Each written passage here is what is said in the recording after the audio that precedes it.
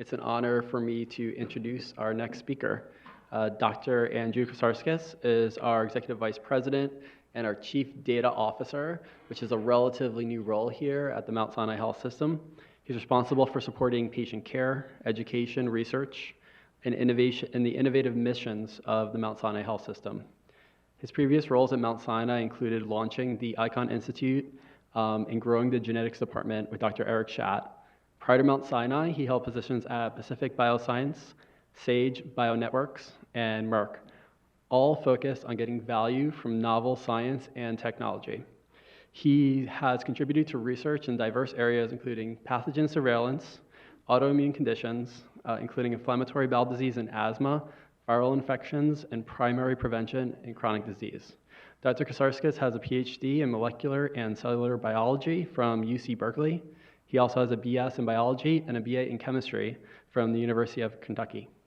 It's actually an honor to be here. I believe this is the first time I've actually spoken at an ethics conference, which is worth reflection. Second? We did one on learning healthcare system. No, we did one on big data. We did one on big data, but I don't think that was like a full-on ethics conference, was it? Was that? Oh my gosh. So the second time. So Lindsay, it's not something I do often. And considering the significance of data in research and what we're trying to do at this health system, it's probably something that I should pay attention to, which is why I thought it was delightful to be invited. So I'm going to start with this slide here. This is my first awareness of the phrase learning health system, dating back from 2007. So it's not really that new a concept. And it seems a little bit strange to me, actually, in some sense, that we would be sitting here today talking about the ethical implications of this stuff, because, you know, it's been around for a while. You would think we would have figured that out. But maybe it's not so simple. And this is a slide that I have been using for a very long time. Many of you from Mount Sinai have probably seen me and Eric Schatt and other people use it for a long time. The key point is that basically in almost every aspect of human endeavor that we know, the ready accessibility of data in electronic formats has transformed how we operate. And I will use a few hackneyed examples that some of you from Mount Sinai have heard me use before. So my children get very upset if the snow does not come on time, on schedule, in the appropriate amount, because they are going to miss school if it shows up and is still snowing between the hours of 5 and 7 a.m. If it finishes before 5, the village will clear the snow, they've got school. Guaranteed. That's just how it is, okay? When I was a kid, we couldn't do that. Why? Because now we have sensors everywhere. We've got great satellite imagery. You can watch that storm move hour by hour, mile by mile across the continent, and you know what is happening. Okay, we can predict it. We have the data. The machine learning works because we have the data sets on which it operates. Okay? That's pretty straightforward. Everybody knows how finance works these days, traffic, you know, lots of things are optimized. So if you were to look at all of those examples and then contrast what would happen if any of you who are not from Mount Sinai getting your care here were to turn an ankle and end up in our ER right down the street, the contrast could not be more embarrassing, really.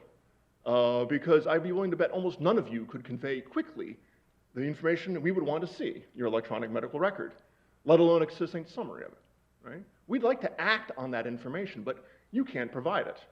For crying out loud, I am the chief data officer of a major health system. I spent 3 hours last week trying to aggregate my medical records from a number of other leading institutions, including Stanford. And when Stanford, by the way, which is also on Epic, is the only one where I've got a prayer of being able to do that easily. But it's still really messy, it's still really bad. Okay, so clearly, the benefits we have seen throughout our society for things like ordering food, hailing taxis, you know, just about everything else, we have really not applied very effectively in medicine. So there's some embarrassment there. There's also some opportunity. And what can we do about that? So let's first talk about, you know, where this comes from in some sense. You know, biologists were not trained to do with the data they've got right now. Biology is this thing where you didn't have to do a whole lot of statistics.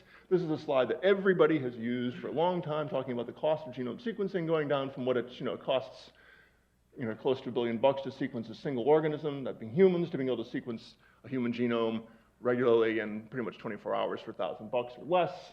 Okay, very few biologists were trained to think about data in that way. You need machines to help you. And we're not particularly good at it, either training or working with it.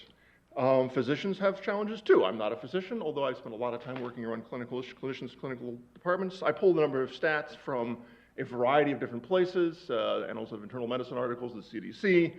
The key point that I think any physician knows is you spend a lot of time massaging a keyboard, not nearly as much time as you'd like actually interacting with patients. That causes frustration, burnout, depression, everything else.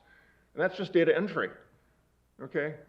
All this wonderful stuff that my colleagues spoke about this morning, machine learning, AI, statistics, who's got time for that stuff, right? And yet, we're talking about a learning health system that combines all this stuff. This is a slide I've been using since, I think, 2011, maybe 2012 when I showed up here. And this was Andrew, the sort of informatics-savvy biologist who'd worked in industry for a long time about trying to do practical applications of cool science to drug development, informatics, predictive modeling, all kinds of stuff. And it seems so simple. We have a biobank. We take samples from the biobank. We sequence them. Patients, they generate data. It goes into a clinical laboratory. It ends up in a repository. That all ends up in an EMR. We have a data warehouse. It extracts data here. That's designed for mining. Getting new discoveries and learning. We have a high-performance computing infrastructure that Patricia Kovacs built about the same time I showed up here. We can get the primary data into this thing. It's great. We can analyze it all. We can build disease models, and we can provide actionable feedback into the EMR. By the way, we can answer all kinds of interesting research questions about novel drug targets, biomarkers, the fundamental mechanisms of disease, all that good stuff that I'd spent years at Merck doing and trying to translate into drug development programs with some success here and there. The kind of thing that Scott Friedman talked about with hepatitis C, which is unfolded in our lifetime, actually going from we understand the cause of disease to being able to cure disease pretty definitively. Don't get to see that every day. That's wonderful. Okay, but I just said that people providing care have a hard time spending time with anything. Biologists are challenged by data. I'm talking about trying to combine that here because we're talking about doing genomics in the context of all of this. And this feedback loop there, that's the learning part of this health system.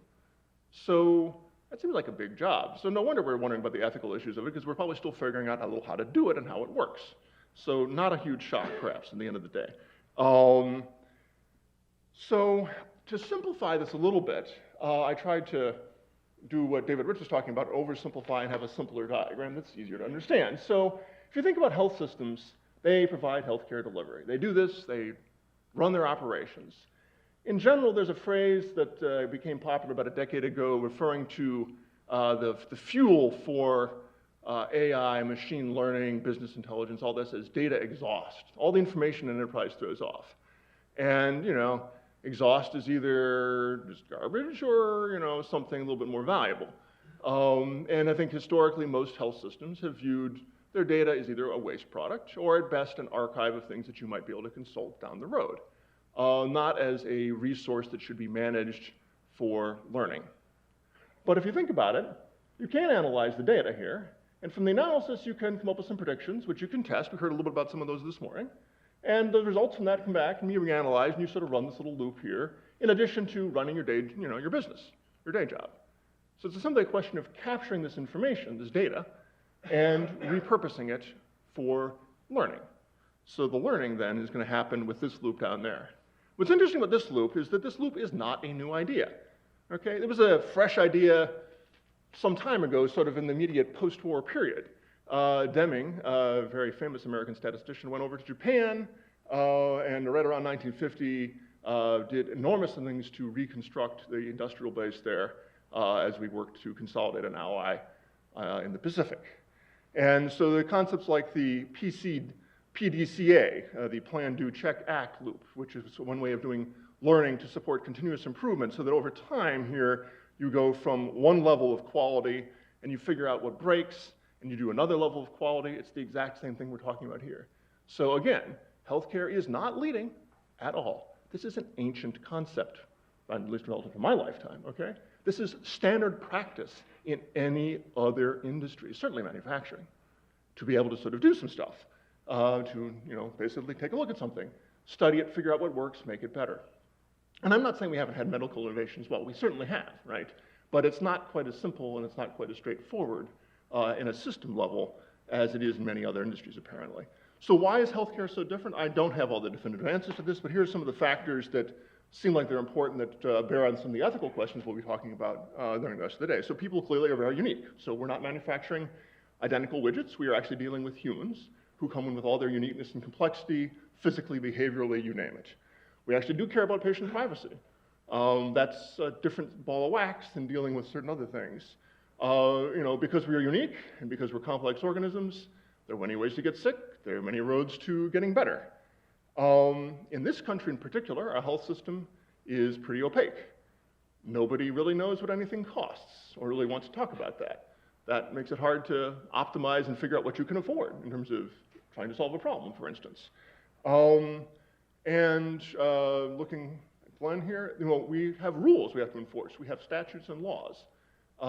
In almost no aspect of human endeavor do the laws really keep up with progress in technology. That's no exception here. And so we are left with a regulatory framework that is probably not always going to be up to the task we have. And so we have rules on the books that we must follow, which we know are not adequate to the job we need to do, which may be even ethically in conflict with the job we need to do.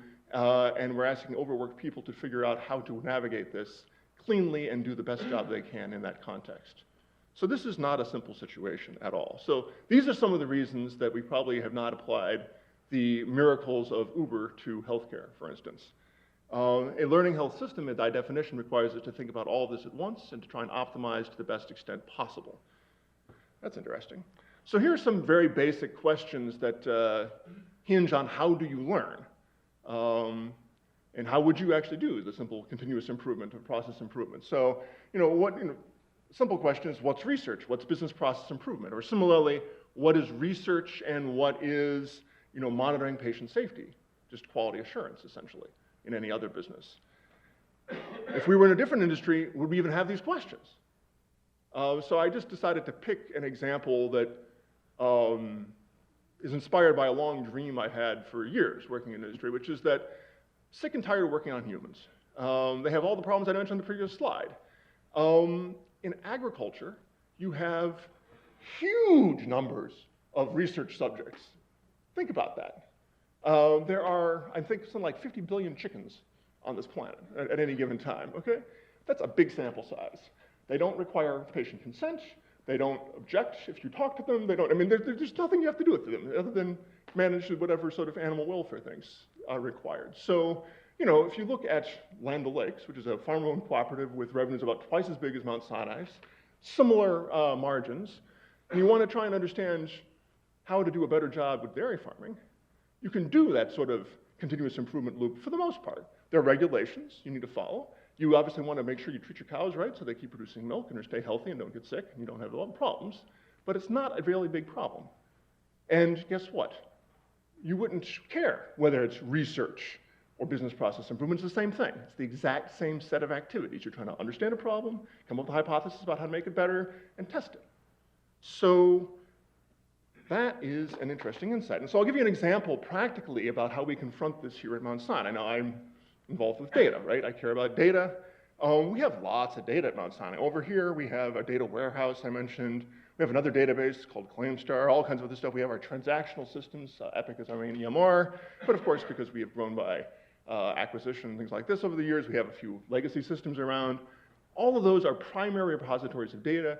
They support our business processes. They collect some data. If we're going to try and do a learning health system, we have to do something with this data and learn from it. So that is not the purpose for which the data was generated. It is a secondary use of that data. And grossly oversimplifying that then, we have to get this data to some useful ends. And we've actually, at Mount Sinai, gotten a little bit smart about this. We have a chief medical informatics officer, Bruce Darrow. His job is to make sure that this data gets used practically and well for healthcare delivery. He has other jobs too, but that's certainly one of them. And we have, for research, a chief research informatics officer, Joseph Finkelstein. He does the exact same thing, but for research. Up until this little fork here, 90% of the way, they're doing the same work. Same exact thing. The only difference is in one case, you are writing up an SOP, and you're trying to figure out with Robbie or others how to roll it out into the clinical context. If you're sitting down here with Joseph, he's trying to help you figure out how to put it into a grant or write a paper. But the analysis, the getting the data ready, the rigor with which we try to approach a question and answering it should be the same, ideally, right? So the data scientists in our institution got the same problems, they got to working on the same stuff. It is the same process. And yet we need to figure out how to do it in a very complex and different regulatory environment when everybody's busy.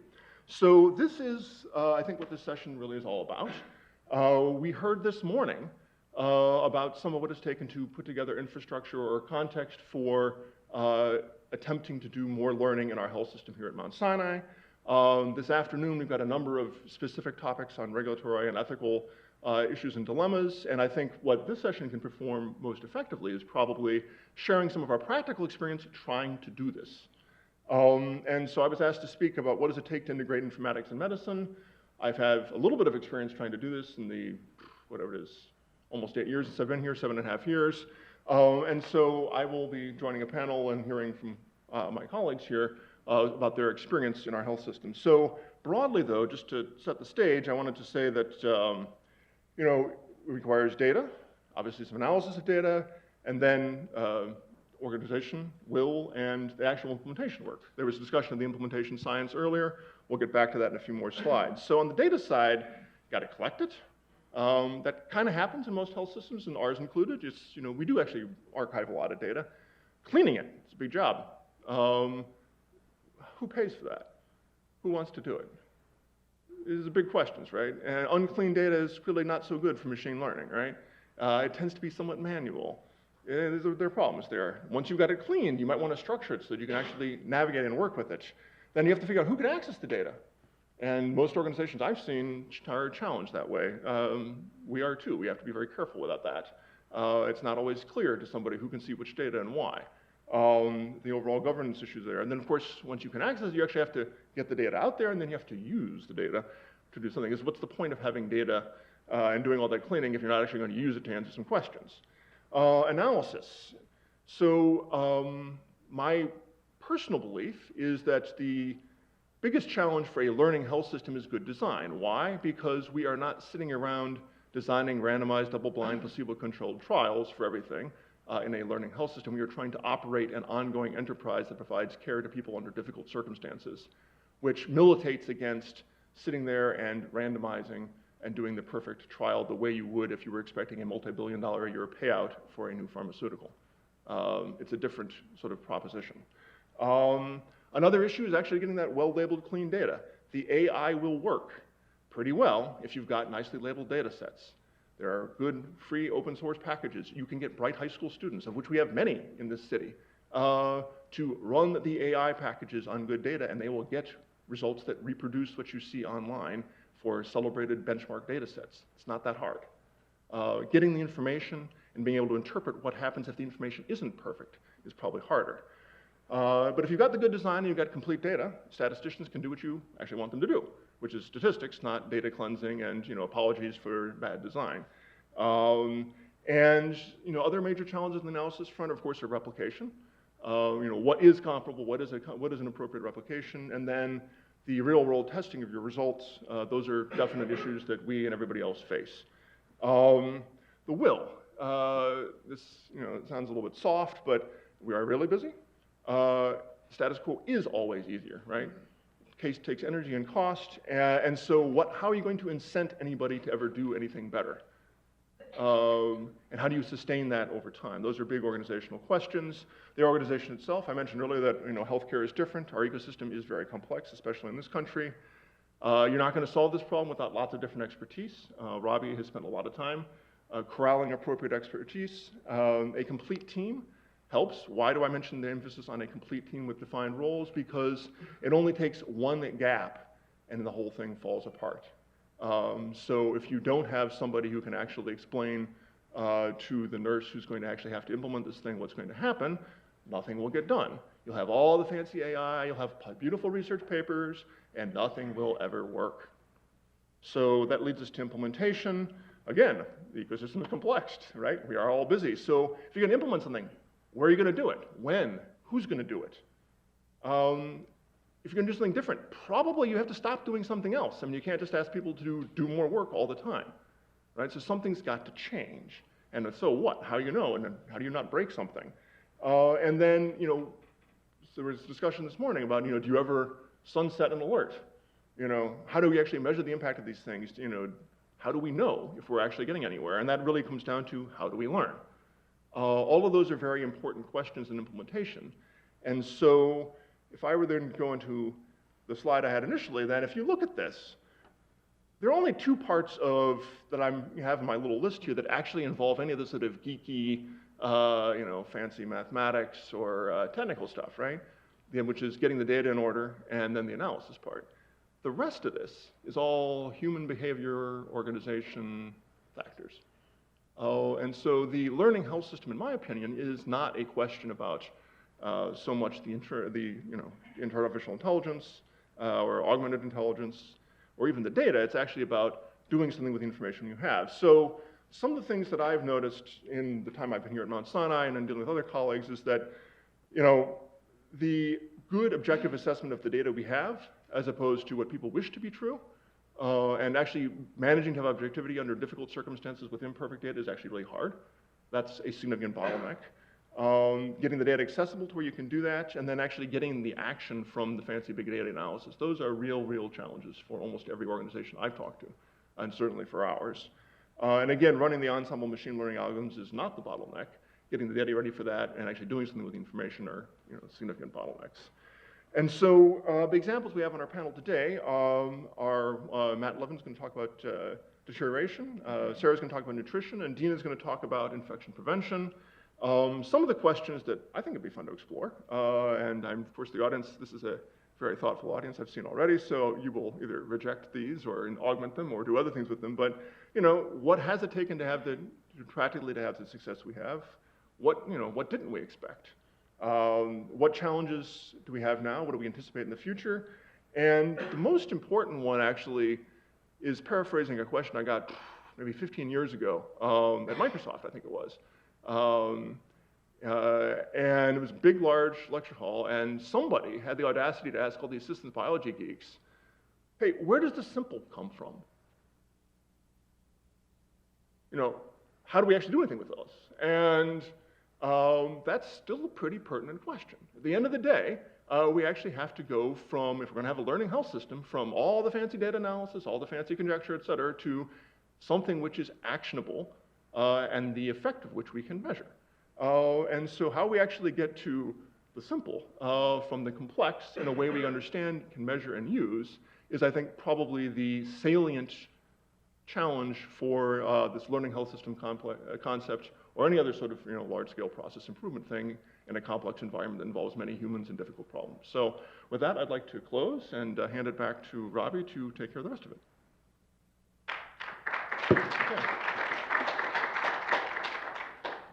Thanks, Andrew.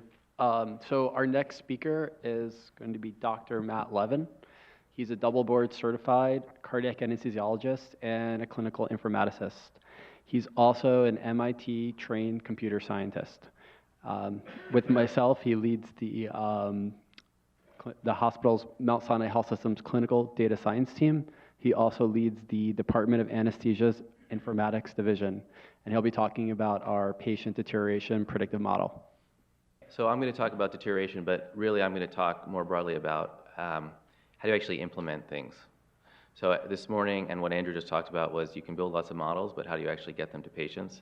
And the exciting news I have to tell you is we have the infrastructure to do that. And then I'll give one example, which is deterioration, and then Sarah will talk about another example, which is nutrition, which is running on the same platform.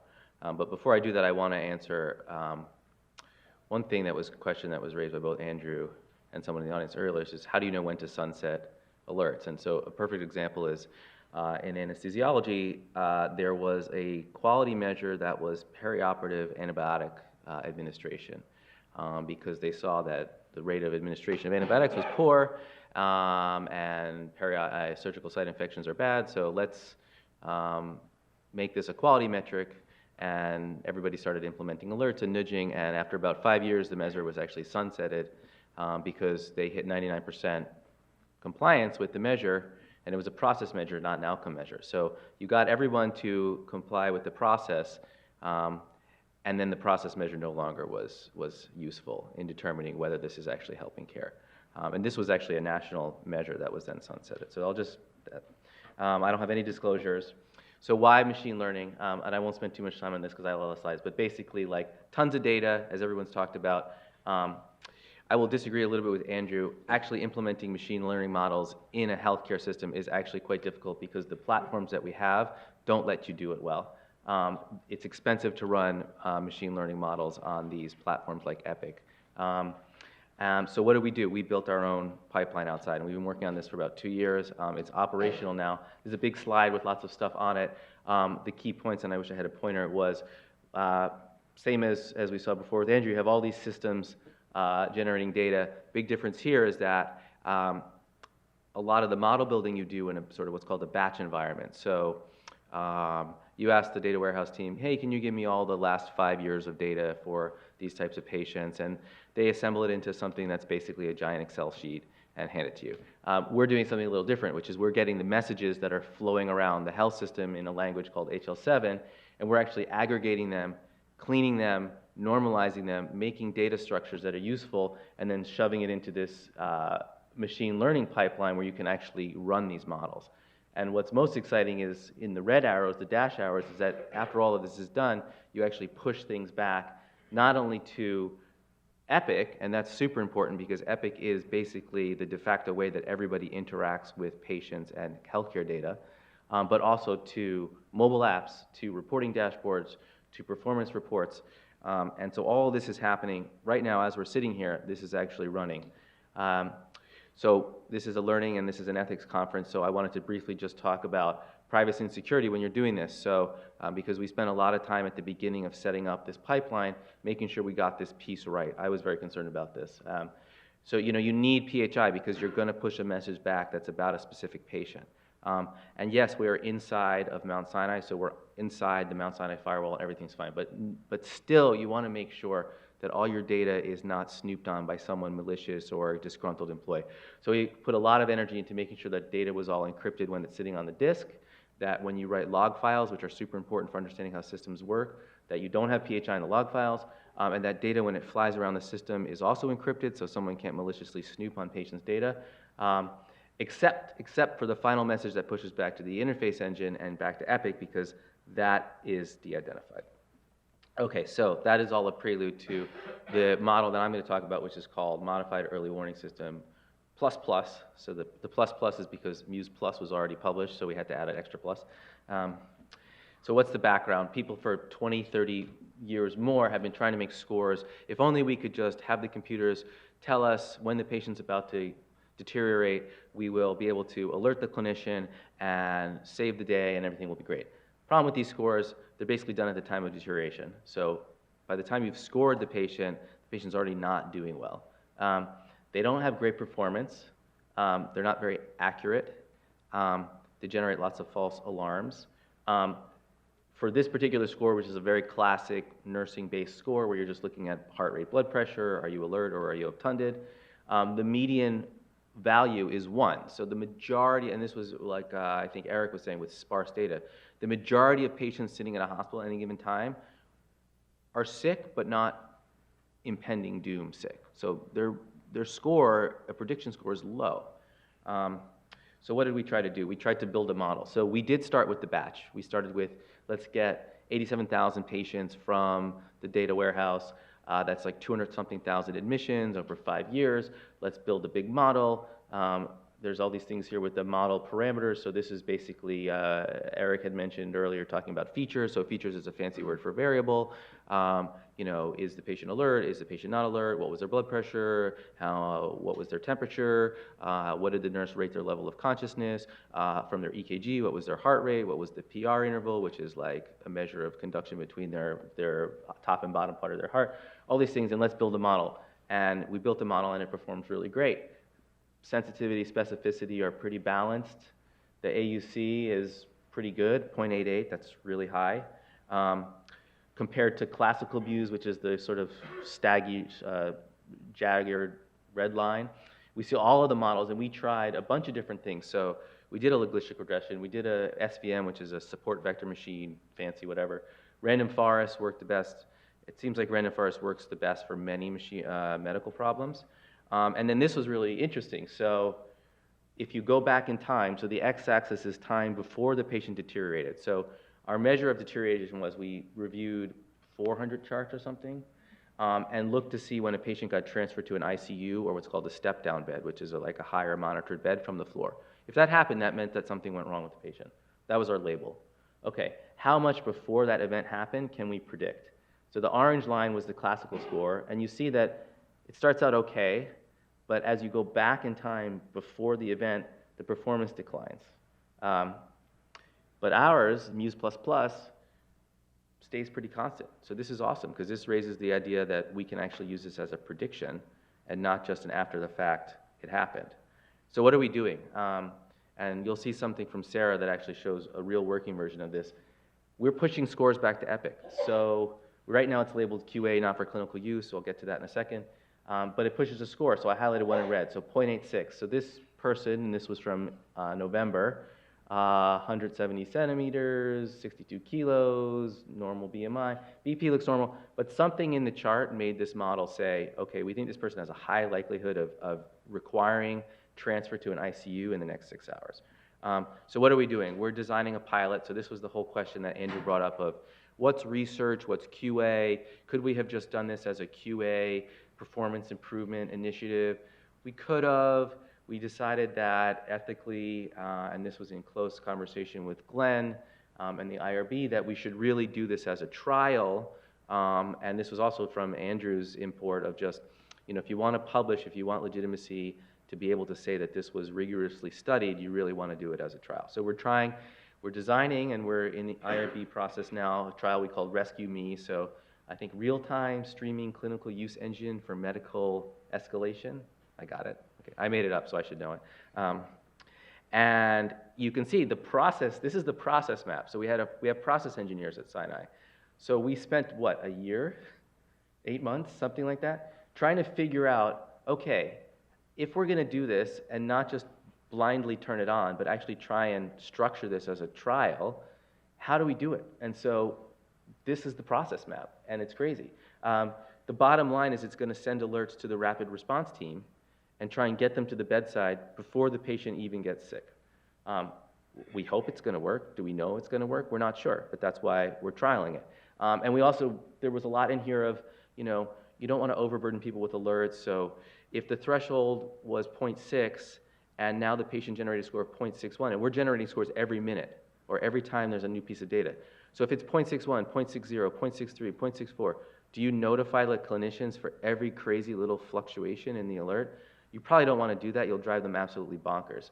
So a lot of this process map is like, okay, where do we suppress? What's the degree change that has to happen? If someone should be able to suppress the alert and say, I know about this dummy, stop bugging me for 6 hours. Okay, so that's done. Now the problem is that you have to monitor it. So we have these dashboards that have been being built. And this is a sample from a month or two ago. So up in the corner, you see the sensitivity specificity of our real time. So the batch was, since AUC was 0.88, the real time is 0.76. So you see right away what happens when you take batch models and you run them in reality, your performance always drops because things in real time are not always the same as they were 5 years ago in the batch. But this is okay because you can now learn. And then we want to say, okay, so in the last 12 hours, we had 8 patients on the medical service, and I think it's about 6. You can't see the number, it's in a different font. And then here, how are the alerts being split up in terms of, I talked about this process, so we have this staggered alerting where the nurses will get some alerts, but then if the patient's more sick, the rapid response team is intended to get the alerts.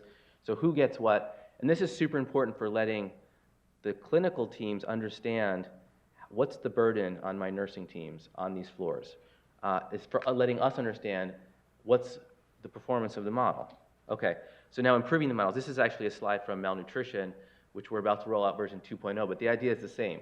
We had the first model, which is in the purple. That was random forest version 1.0. And then we deployed it, and we found it didn't work that well. So now we took the data that we're learning from the streams, which is real-time data, and we trained another model. And so we can boost the performance back up. And once again, we find that random forest still works the best. This is a new random forest model. It uses different pieces of data. And we're about to roll this out, and I'll again let Sarah talk about this. But this is the super exciting part, is that we have this whole infrastructure now. We can take a model that's been built from a historical cohort, we can convert it to run in a real-time environment, and then we can learn over the course of months or years what makes it better. And not only what makes it better for here, for Mount Sinai, but what makes it better for Queens, what makes it better for St. Luke's, because what we're finding as we deploy these, and again, I'll let Sarah talk to this, different sites have different thresholds, different patient populations. So this is super awesome. I'll end there and basically say, you know, the current EHR systems, they're not built for machine learning and they're not built to run models. So you can build alerts, but they're not random forest or logistic regression models necessary. But if we look outside, and this is what Andrew said, you know, tons of industries have been doing this, in some cases for decades. And now there's like this amazing technology stack that's been developed mostly to support the internet scale of things that we can start to bring inside healthcare and take best practices technically and from a software engineering perspective and bring them in. And then you get a pipeline that you can use to address healthcare specific problems in a really exciting way. So I think I went over a little bit, sorry, but I'll leave it there and I'll let Sarah talk. Levin. I'm excited to invite up our next speaker. We're going to continue on with this theme of clinicians that are really doing this work at the front lines. And so Sarah Wilson's our Senior Director of Clinical Nutrition for the Mount Sinai Hospital and Mount Sinai Beth Israel. She's a registered dietitian, a board-certified nutrition support clinician. Prior to her current role, Sarah worked as a nutrition support clinician in the surgical intensive care unit at Mount Sinai Hospital, and was a coordinating member of the hospital surgical nutrition support service, where she planned and organized the nutrition education of critical care fellows, nursing, and nutrition staff on the provision of enteral and parenteral, TPN, nutrition support. As Senior Director of the Clinical Nutrition Service at Mount Sinai Hospital, Mount Sinai BI, Sarah oversees clinical standards of nutrition care in the inpatient and outpatient settings, including the application of malnutrition diagnostic criteria and guidelines, and that's what she'll be speaking about today. She facilitates research opportunities, training, and education, as well as other collaborative initiatives with departments throughout the Mount Sinai Health System. So I'm going to talk about malnutrition. Our malnutrition program probably started in mid-2017, understanding the negative outcomes associated with the diagnosis, which you can see on your screen here. The hospital provided us with resources and additional support to help identify these patients earlier on in their admission. Up until this point, our diagnosis rate fell far below what prevalent studies and other comparable hospitals are reporting. So our goal was to facilitate the prompt identification of patients with malnutrition through various targeted interventions. The biggest change that we probably made was embedding RDs on units where we had verified clinical opportunity via some pilots. Historically, RDs would cover 2 to 3 units. They would also cross-cover each other, so they were spread pretty thin. The goal here was to embed registered dietitians on units where we had verified this opportunity through a series of pilots, as I mentioned, and then, basically embed them on the units. So have them attending rounds, have them being more visible on the units, having them working closely with the nursing team and the rest of the interdisciplinary team. They were able to talk to the providers and let them know when they had made a diagnosis so that the provider could update their documentation. Initiating treatment and developing individualized plans of care earlier on in the admission, and preparing patients for smoother transition after discharge.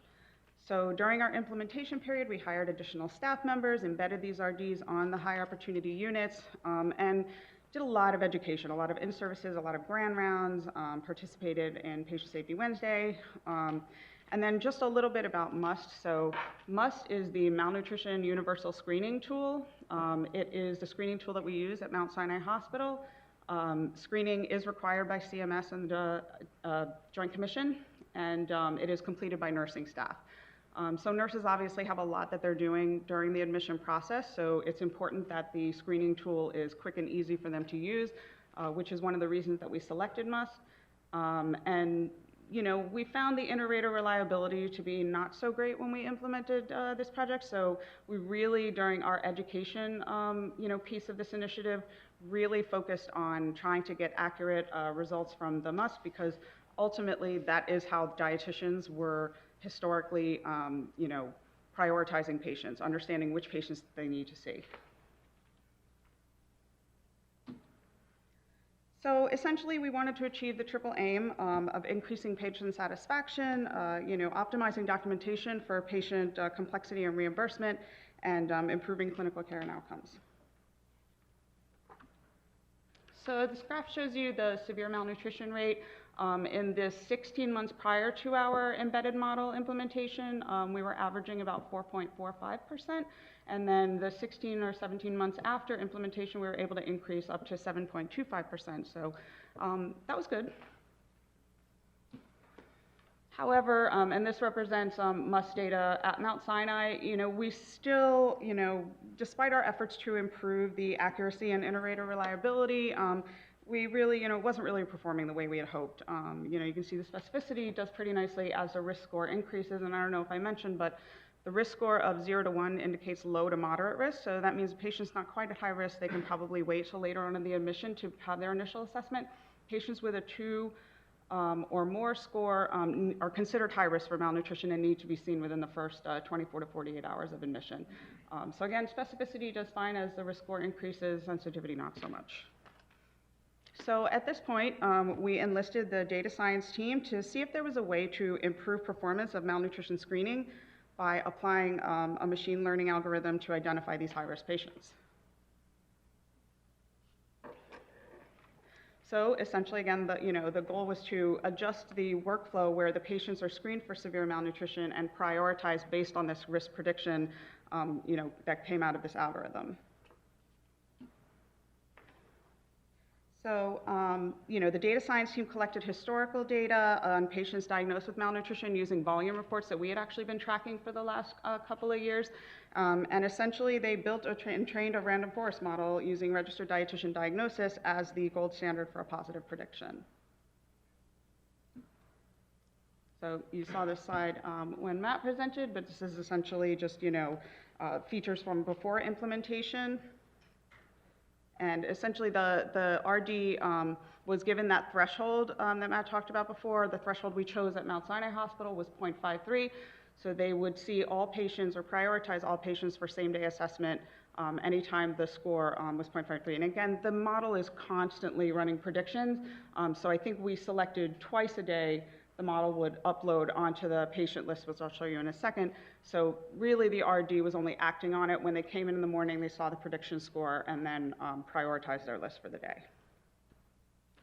So the way the RD workflow is, they come in the morning, they look at their patient list, they see the MUST score, they see information about pressure injuries, they see whether or not the patient had been admitted previously with a malnutrition diagnosis, and then we added this prediction score. So it was a really easy transition, just one more column for them to look at. They look at the score. If they see something above 0.53, they can hover over the score. They can see the factors that actually contributed to the high score, and then they prioritize the patient, see them that day. And then basically the positive or negative outcomes, diagnosing or not diagnosing, actually feeds back to the data science team so that they can collect data, run reports, and then also use that data for future optimization in the later versions that we've developed. So after the assessment, the dietitian will then document some information about follow-up, how quickly the patient needs to be followed up based on the level of care that's been assigned. We added this malnutrition column, malnutrition yes, malnutrition no at this time. They are continuing to click malnutrition no at this time until they diagnose a patient. Again, that information is feeding back to the data science team so that they can run their data and again optimize the report or the algorithm for future use. So not only did we add this prediction score to the workflow of the RD, but we also put together a, sort of a subcommittee of registered dietitians, data scientists, department and hospital leadership, just to talk about what we were doing, so that the RDs didn't feel like, they were kind of in the dark about all the data that was being collected and everything that was, coming about from this model. And it was a really nice way for, them to talk about the trends that they were seeing on the floor, and for the data science team to understand better why the data was reflecting what it was, when they were making their diagnoses or not making their diagnoses. So then sort of an updated graph here. We implemented the model in September 2018. The 6 months prior to the implementation of the model, we were still averaging that around that 7.4% range. In the 6 months after implementing the model, we were able to increase our severe malnutrition rate to 9.1%. So pretty impressive, I think. We implemented the model at Mount Sinai Hospital September 2018. I think they pretty quickly started working on version 2, which we actually just implemented on Wednesday, May 1st. So we're looking forward to seeing, continued improvement with the algorithm and the prediction rates.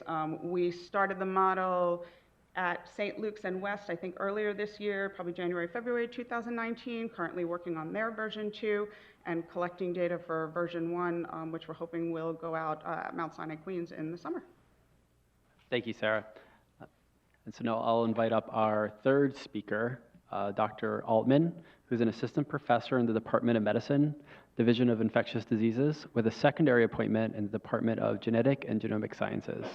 Dr. Altman's first joined the Icahn School of Medicine as a fellow in the Division of Infectious Disease and completed a 3-year fellowship performing translational molecular epidemiology work on common nosocomial pathogen MSRA, methicillin-resistant Staphylococcus aureus. Say that 3 times fast. During her 3rd year of fellowship, Dr. Altman performed an observership with Professor Derek Crook of Oxford, UK, a leader in genomic approaches to infectious diseases and microbiology. Inspired by his work, she returned to Sinai and initiated a collaborative pathogen surveillance program, which we call PSP, alongside leaders from the Genetic and Genomic Sciences Department, clinical microbiology, infection prevention, infectious disease, all around a common goal of using genomics to define bacterial diversity in order to detect, define, and stem transmission of outbreaks within the Mount Sinai Health System. The PSP has assisted in infection prevention and Department of Health, New York City Department of Health efforts, produced several publications, and enabled funding from both NIH and the Department of Health. Okay, and I know this is an ethics conference, and this is something that I think about a lot. I'm also a board member on Board D of the IRB, but I'm saving those topics for the later, discussions today and kind of focus on the research that we do, but is something that I think about in terms of quality and research lines on a daily basis. So, what are the benefits of learning about infection prevention in a healthcare system? It's really in New York City, we have a very large footprint now with our healthcare system, and that's a large region of study for infection prevention.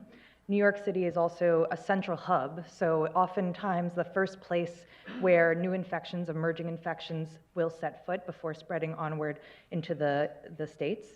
We're also very fortunate to have a very large and strong genomics department in situ, literally across the street from the hospital.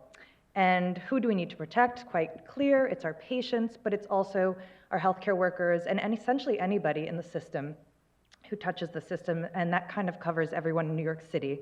And how do we tackle this problem of infection prevention in a healthcare system? So I think the answer to that is to first gather information and to learn about infections in the healthcare system. What do we need to prevent?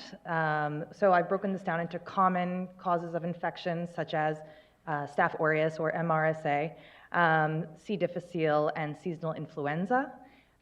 These are infections that are commonplace and endemic to an extent, and are reported to regulatory agencies and carry, a regulatory and financial burden on institutions as well as they're reported, as well as emerging pathogens, such as one that's hit the news quite frequently recently, Candida auris, and this is a picture of the Metro New York front page from the fall. So what are the central questions in infection prevention? How do patients get infected? Are the infections coming from the community? Are they hospital onset? What is the role of colonization, environmental contamination, transmissions between patients? And also, how do these pathogens evolve within and between hosts, adapting to the hospital environment and development of antibiotic resistance? This is a very hot topic as well, as we're running out of antibiotics for which to treat these infections. And our first task is to understand the pathogens using the most precise tools and models that are available to us. So when your patient comes in and on hospital day 4, they develop an infection, you can understand whether it came from the community, from other patients in the hospital, from fomites, or from providers. And I've been very excited at, starting from that visit to Oxford to learn that genomics has really revolutionized the way we can study infectious disease and infection prevention by providing the most precise tools. So why should we apply genomics to infection prevention? And Andrew mentioned the accessibility, so the cost and the time to obtain a genome has dropped, and we predict that to continue to fall.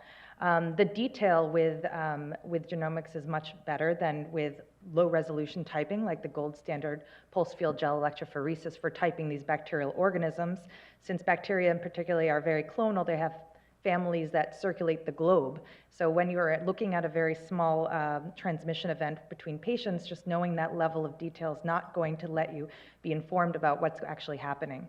And then there's more information with the genomics. So you can learn about virulence factors and antibiotic resistance determinants in order to develop potential therapeutics or predictive models, depending on what's entailed in the genome of that pathogen. So what's learned thus far with genomics, and this is kind of the revolution of genomics and infectious disease, a lot of the work that's come out has shown that there are less transmission events occurring than one would expect based on routine epidemiologic study, which is wonderful. So a lot of work has been done on MRSA and C. difficile, the common pathogens. However, there have been mistransmission events or under the radar transmissions that have occurred that would have only been picked up by genomics based on that a higher resolution with sequencing. And most recently, some people have worked on Candida auris in terms of outbreak and transmission events as well. So with this, in 2013, we banded together, a group of us formed the PSP, the Pathogen Surveillance Program, and it's really a group that have come together who are busy, but have taken the time to come around a common goal. So it's a really transdisciplinary group of all the genomic specialists, that's epigenomics, RNA-seq expertise, and bioinformatics, the sequencing technology developers who are developing the real-time technology and we can deploy with our genomic surveillance, clinical microbiology, infection prevention, and infectious disease, which are tightly linked. And our common goal is to essentially track the epidemiologic important species, perform outbreak detection and management, and utilize resources from infection prevention with the most informed methods in order to reduce infection and improve in terms of morbidity and mortality for our patients. So we started with a simple process, and it took about a year to set up, but essentially gathering specimens that come from patients that go through the clinical microbiology lab, and these are all discarded specimens, banking them, so this is essentially a biobank of bacteria, now viruses and fungi, performing DNA sequencing on a subset and genomic analysis, feeding this back to the clinicians, most commonly the infection prevention epidemiologists, and hopefully this will feed back to the patients in that loop. So the overview at Mount Sinai, the health system, we're very fortunate that when we started, we were only able to collect from Mount Sinai Hospital main campus, but with centralization of clinical microbiology, now all the specimens from the inpatient are going through the main campus, so it's very easy for us to glean all the bacteria and viruses coming from the inpatient setting from across the system. So the microbiology lab predicts around more than 400,000 cultures processed per year. So we're very busy. We're banking bacteria in the blood. We're banking non-blood MRSA, stool that are positive for C. difficile, and respiratory viruses. We're also collecting epidemiologic data. Each specimen is linked to the sampling collection date, as well as a hospital location for the specimen collection. We have admission, discharge, transfer information. Everything is, all the PHI is secure. Everything we do is without PHI on a database, and I can go into that in a moment. And we have a linking key, the ERAP portals, that we can connect to the patient information when needed under investigation, like infection prevention or a separate IRB-approved study. And to date, we've collected more than 36,000 samples from 18,000 patients. So when we got together, we said, how can we help infection prevention? And we started by asking infection prevention to come to us and tell us when they're concerned about an outbreak or transmission event, and we'll help them. So we'd gather all the epi information. We'd look at the antibiograms specifically for bacteria, because that could give a clue into the relativity of strains. We also looked if there was a statistical increase in cases over time. If those were all met, we'd perform whole genome sequencing and feed this back to infection prevention. And we helped dispel, much like much of the literature, that these were two outbreaks or pseudo-outbreaks of Burkholderia cepacia and Stenotrophomonas multifilia in different populations where it was actually thought to be an outbreak by epi terms, but it was an outbreak based on relativity of the sequences of the bacteria. So we were helpful to dispel the outbreak in a sense.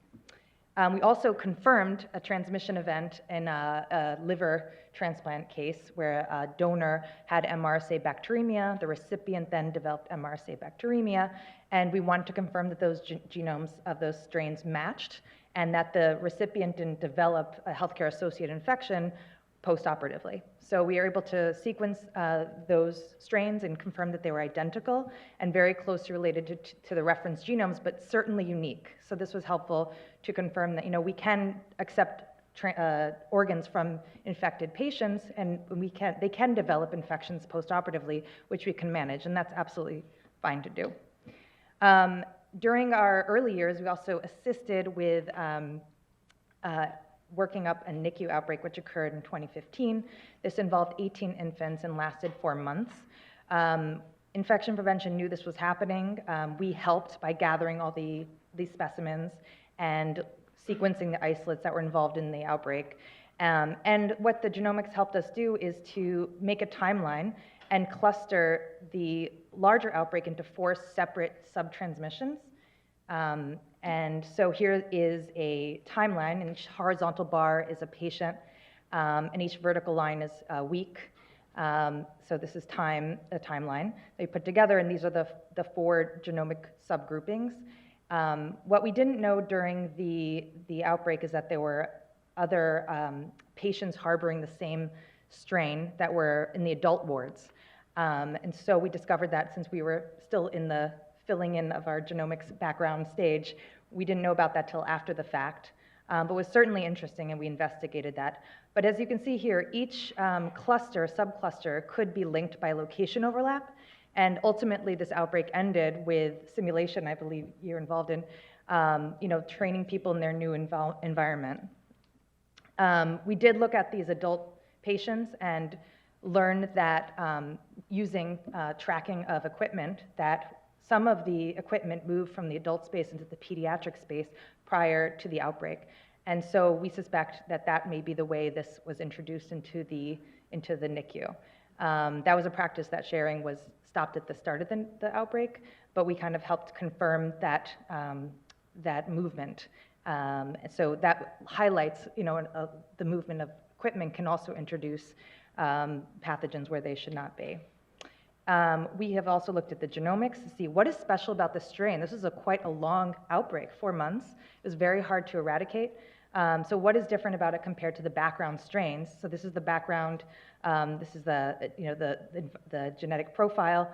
And one unique change was actually an epigenetic change in the HSCS, which led to, we performed RNA-seq, led to increased biofilm formation, so increased stickiness in the environment, and potentially, though we haven't confirmed it with bench studies, it's been linked to that.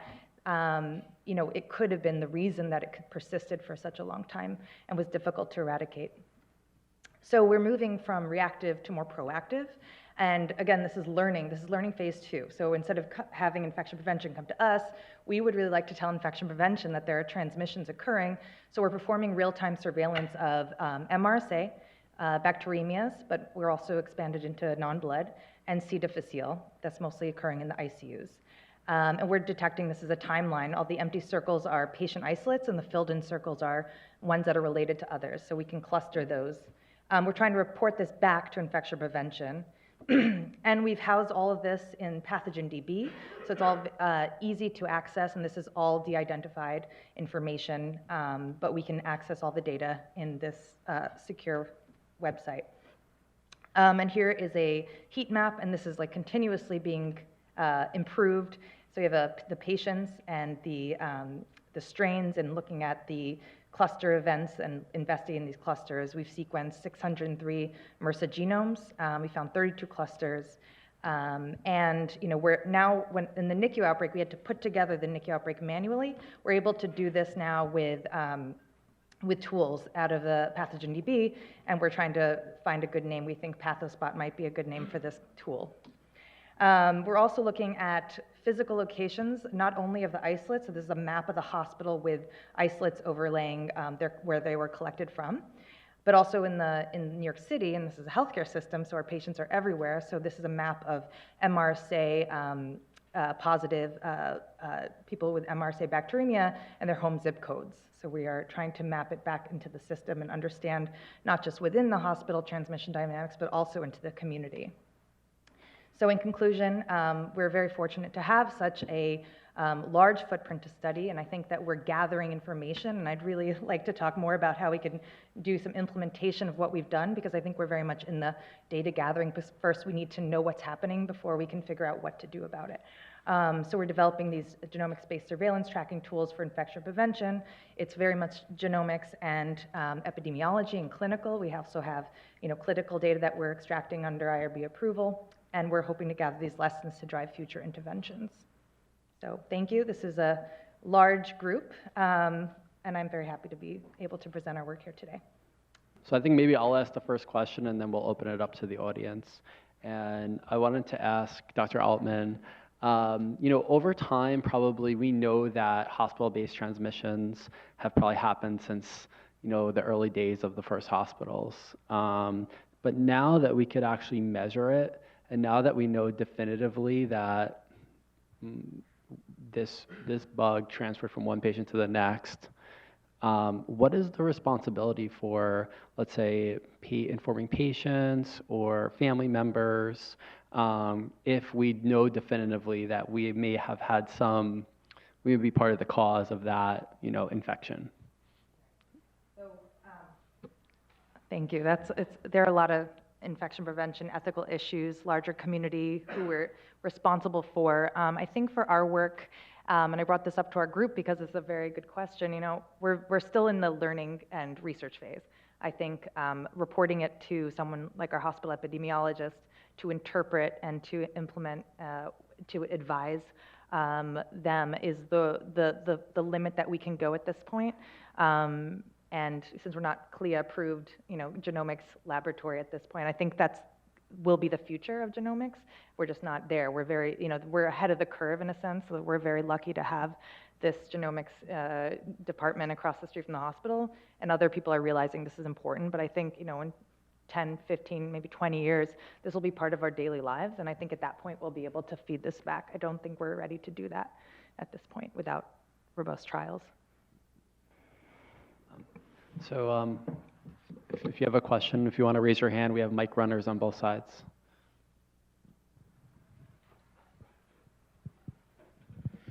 Thank you. Wow, it's loud. Thank you. This has been a very interesting session and panel. I have a question actually about the predicting clinical deterioration based upon as an event's admission to a step-down unit or the ICU. What is the potential issues with trying to use machine learning to predict clinical behavior and the possibilities of actually predicting or furthering clinical bias? By that I mean like decisions to be admitting a patient into an ICU or to a step-down unit can be very provider dependent on number of beds in the ICU, the practices within that particular hospital, how many sick patients there may be in the ED, who people might think may benefit. And there's also lots and lots of studies that have indicated actually just admission to the ICU is not necessarily correlated with risk of death. Sometimes they just need the unit to monitor, for something. So how do you, how are you accounting for some of those? How are you training or retraining your models for when this will change, which it will from season to season, and you open up a new ICU bed, so forth? So these are all interesting questions, and it goes to the issue of unmeasured confounders, and what makes it extremely difficult to do these types of trials as a trial as opposed to just turning it on. The answer is we don't know. So we chose a unit of measure which is fairly discrete, which is you either went to an ICU or stepped down or you didn't. We have no idea of what the clinical decision making is that went into it as of yet, because we're not really doing anything with notes, which might give a hint. So when we're structuring a trial for this, and we actually did a trial similar to this in the anesthesiology world in the OR, which was called Double O, we're trying to be very careful that what we alert is not a recommendation. And this goes into what Eric was talking about of, are these clinical patient monitoring devices, do they require FDA approval? Are they suggesting a course of care? And our answer is no. Our answer is all this thing is doing is saying to the rapid response team, hey, we think there's something wrong with this patient. Go check it out. The decision you make is now your decision to make. And it's going to be affected by all these factors. Is an ICU bed available? But one of the outcomes might be that you go see a patient, and rather than sending them to an ICU, you do something. So the loop that closes this is actually the rapid response team already has built a database in REDCap. And REDCap, for those of you who don't know, is just basically a sort of standardized data collection tool that's very popular nowadays. But they've built a collection tool that every time they see a patient, they record who that patient was, what they did. And in a fairly simple way of, did we give a fluid bolus? Did we do this? Did the patient escalate or not? And they've been looking at their own data to analyze, but this is the loop that lets us sort of understand what did our alert trigger, and how did it change the practice of care? So the answer is I don't really know, but we're trying to track. Can I ask a follow-up? Sure. So along those lines, an important aspect of all of these is the efferent arm of what do you do with risk prediction, which is what really machine learning and using the big data is, right? Because there's plenty of data that shows that with regards to the rapid response team that you brought up, there's failure to activate. That even when people meet the criteria or they're noticed as high risk, that there's still failure to activate. So are you also modeling behaviors after these alerts, and like what influences what something is done or when something should not be done and so forth? I mean, to the extent that we can, again, we're going to try and track from, our RT team is doing this now, and we're going to try and enhance what they do, and we're going to try and close the efferent loop, which is what we've done in malnutrition, as Sarah had showed. The nutritionists fill out a form in Epic that says malnutrition, yes, no, and that's actually what allowed us to build version 2 of the model. I'm not a behavioral psychologist. I'm not a behavioral engineer or an organizational psychologist, and we don't actually currently have anyone on our team with that capability. This is extremely hard, and at some point, I think as a matter of pragmatism, you have to say, well, we'll just do it, and we're going to measure what we can.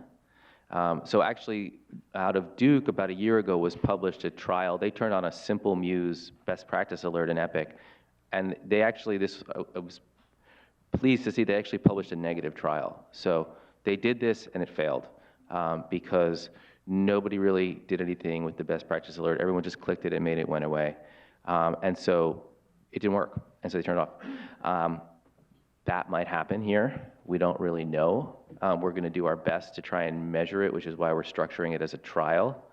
But as you say, and as Andrew alluded to, these are organizational human factors engineering that I don't have the expertise. I mean, if there's someone sitting in the audience who is a organizational psychologist and wants to be involved, that's amazing. But we just kind of do the best that we can. And we think it's better than just turning it on ad hoc and then sort of a year later try to go back and recreate what we think happened.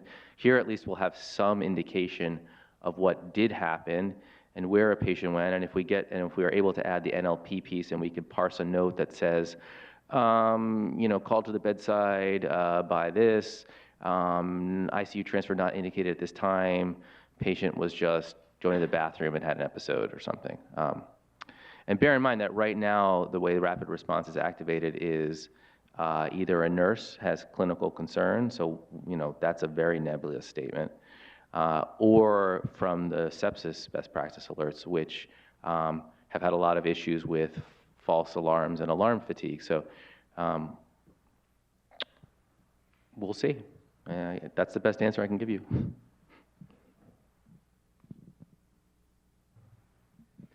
I just wanted to ask a question, perhaps initially directed to Andrew and Matthew about what kind of effect sizes we're talking about. When you talk about large quantities of clean data, well, you can measure very small effect sizes with very large quantities of very clean data. What is the ultimate effect size in terms of patient outcomes, patient lives? Because nobody's talked about that. We're talking about effect size of people following the algorithm, but not of what the real outcomes are here. Right. So the rate of escalation historically in this hospital, just simply looking at people moving from a floor bed to a step down in ICU, is about 3.5%. In the cohort that we're going to study for the trial, it's about 10%. So what's an appropriate effect size? This is the question that anytime you design a trial, you have to answer, and you start with just an arbitrary guess. Do you want to reduce your incidence by 20%? So if you're going from 10%, a 20% decrease would be now your incidence of escalation is 8%. Is that enough to make a difference? For the patients who we hope that it's saved, yes, because for any given patient, the incidence is always either 0 or 100%. If you have a 50% chance of an event happening, if it happens to you, 100% happened to you. So those patients that we save, that's great. Is 20% enough to move the needle clinically? Well, then you get into all these complicated questions of, are you evaluating that in terms of cost, in terms of reimbursement, quality of life? I don't 100% know the answer. I do know that, again, the baseline rate in the hospital for escalation all comers is 3.5% probably. In selected locations, it's much higher. If you can knock 1% or 2% off of that, it's probably worth it. We saw with malnutrition, we were bumped by 2 or 3%, 2.5%, and we think that that's worth it. So that's kind of the effect size. I mean, most effect sizes in medicine are very small, right? For most interventions. Except we had an excellent example earlier of work on hepatitis C, where the effect size was huge. Right. And that was billions of dollars and 20 years of research. And so select things, or like the effect size of if you can treat HIV and turn it into a chronic manageable disease or cure it, the effect size is enormous. I think that many of these outcomes, hospital outcomes, are much softer and much harder to quantitate effect sizes, and they only become apparent at population level. I think Eric back there has a...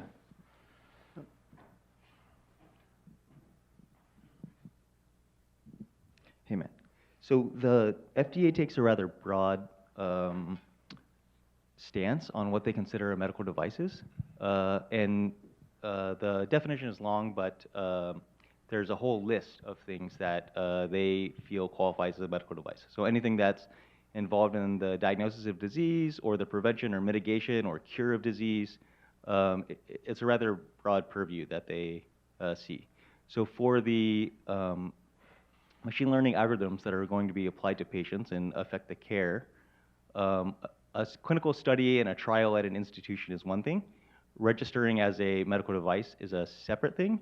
And the protections that patients have had historically have been this independent body that reviews the evidence, understands statistics, the clinical effects, and then makes a determination that's apart from the institution that's sponsoring the trial as to whether it's met clinical benefit or harm. And what I see at most institutions is a lack of that rigor.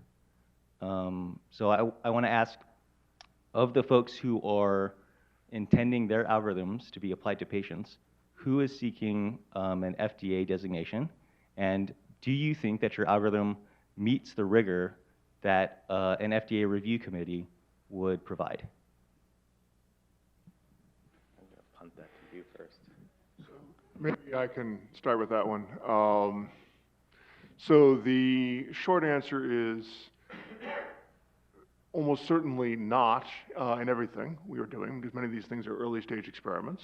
But the hope is that by having the various deep computational expertise we have here between the Population Health Science Policy Department, the Icahn Institute, Clinical Data Science team, and others, that we will be able to ultimately, as we become more educated about what we can measure and what we can test, we will be able to put together statistically rigorous designs that could provide that evidence. In the meantime, we have to be alert as we can to see that we are, A, doing no harm, and hopefully providing some benefit, and providing the groundwork to be able to actually provide the rigorous tests we need. The thing to remember, I think, that's very important is the baseline from which we're operating, which is oftentimes the regular practice of medicine and clinical care, which is even potentially less evidence-based. So I think if we are going to this with our eyes open, with the intent to gather the information needed to do ever more rigorous studies, then we are in as good a place as we could possibly be given the circumstances. But I would not say in the end that the algorithms we produced are ready for FDA submission at this date. Just want to add one clarifying point. For both malnutrition and delirium, we're not looking for a diagnostic tool. We basically try and do workflow prioritization. So we tell the dietitians, you should see this patient first and then this patient. We kind of prioritize the list of who they're seeing, but our goal is not to actually diagnose malnutrition. We just get the clinician to the bedside. Same thing for deterioration. I think that would fall under mitigation, Robbie. Anyone else want to comment? No, I mean, I just say if you have expertise, we would love to have you involved because I certainly have no expertise. Glenn could maybe comment on it. I'm just saying that if it comes across to the IRB as a project, then we look at all devices and determine whether or not we believe it's a device that is federally regulated, whether or not it requires an ID, whether or not we can make it abbreviated or exempt them, or whether or not we're saying that it's the FDA. The analysis when it's part of the research. If it's not research, then there's no check within the IRB system. I mean, I will also add it's a little bit of a facade, right? Because Epic turns on BPAs and Epic rolls out new features that are meant to enhance care, and there's no FDA oversight of that whatsoever. Epic has very carefully made it so that their healthcare, the Epic itself is not an FDA-regulated medical device. Only certain modules of Epic, like the blood product administration module, they had to get approval. But the other stuff they've deliberately kept out, and they do things willy-nilly. So, you know, there's a huge double standard here of, okay, yeah, it would be great if I go through the 20-month process of getting FDA, someone to look externally and decide whether my piece of software is actually a medical device or not, but I have to do that, yet Epic doesn't have to do that, and that doesn't mean it's right, and I'm not saying that's correct, but I pretty firmly believe that what we're doing doesn't fall into the classification of a medical device yet. When you start pushing and making actual decisions, like the machine decides, okay, you go and give that patient this drug now, or I'm going to automatically turn on a pump to give this patient fluid, that's a medical device, in my opinion. I heard my name. I agree with Matt completely.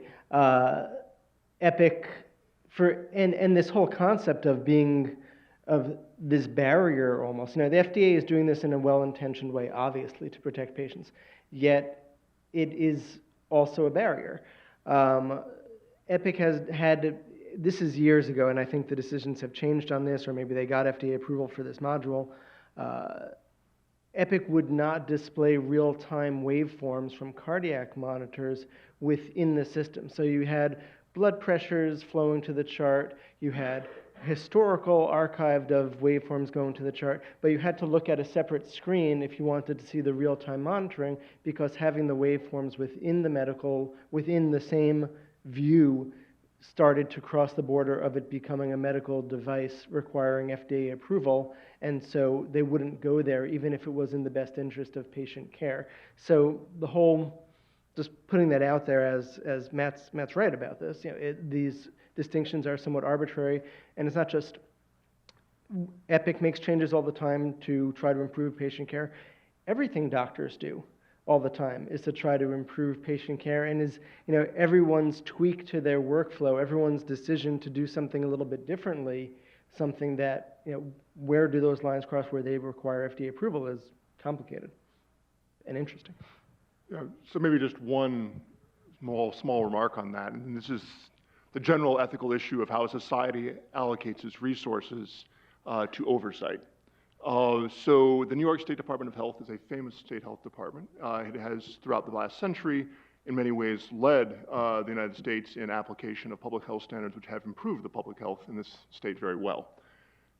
As a result, it had a large oversight mandate with very complex regulations. I know this because the genetics department that I formerly helped lead had a genetic testing laboratory that produced a lot of genetic tests, all of which were regulated by New York State. When I arrived here in 2011, we were unable to get our tests reviewed by New York State. Why? Because the state did not have the money to fund the Department of Health to do the review job it was supposed to do. That's a problem, because we were actually denying well-proven things with data sitting in review queues up in Albany to patients who could use them. You are allowing children to be born with deleterious mutations because we cannot actually run a test when their parents might wish to change that outcome. That's bad, okay? Now, to New York State's credit and the Department of Health's credit, they decided to deal with their budget problem by allowing accredited labs to run the test pending review, so long as they were in good standing and had shown a track record of successful performance. Now, you could say that is cutting a corner and introducing risk into the system, or you could say that it's producing benefit to the population as a whole. Given limited resources, the population has decided to allocate to this oversight function. I don't know which answer is the correct interpretation, but that is, in fact, the essence of a functional policy question that talks about how to deliver healthcare based on evidence.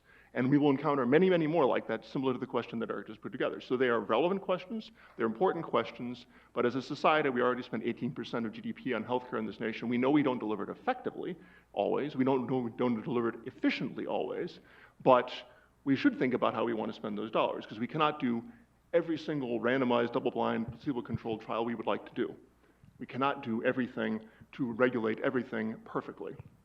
So we have to think, we have to be thoughtful, we have to choose. It's very interesting, actually.